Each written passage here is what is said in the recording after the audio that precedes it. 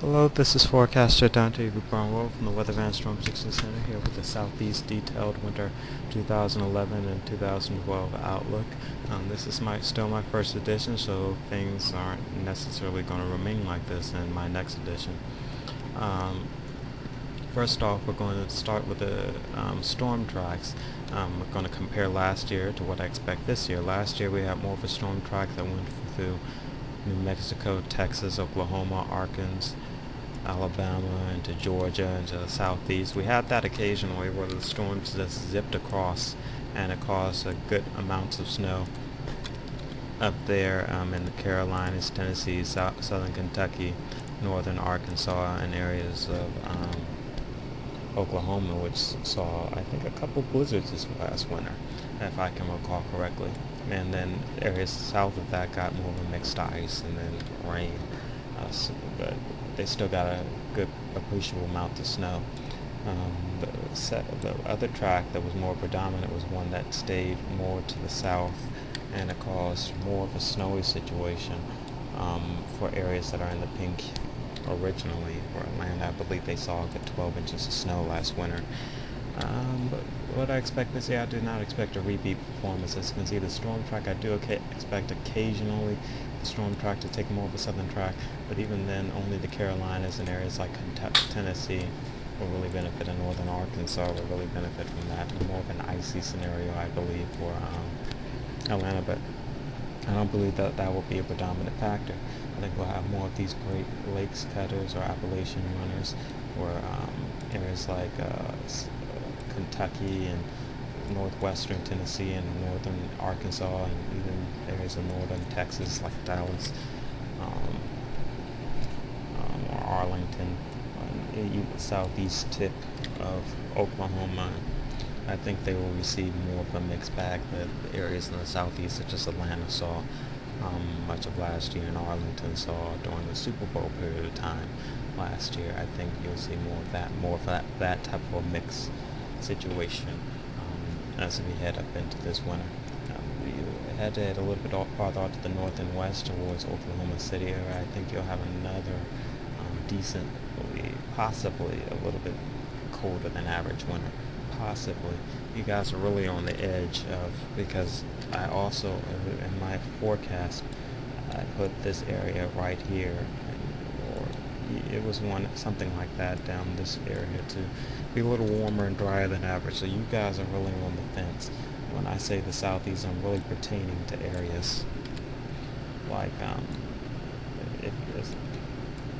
over in this direction. So you guys, I'm just including y'all in that little area where y'all probably have a little bit more snow when storm tracks do take a little dip down there, but I think that's going to be rare for y'all. They might just develop a little bit too far for you guys to get really any impact. But areas like Missouri and Illinois, and even areas like Chicago, which is in a totally different video, but I expect them to have more of a snowy winter this year with that type of storm track. Now, expect warmer. Now, this is what I expect for the southeast. Expect warmer storms with the storm track moving more towards the northwest instead of it being stationary and pretty much down towards the south around the Gulf of Mexico. Expect them to be more to your north and west, and storms to ride up the Appalachian Mountains, which means less snow for areas in the southeast.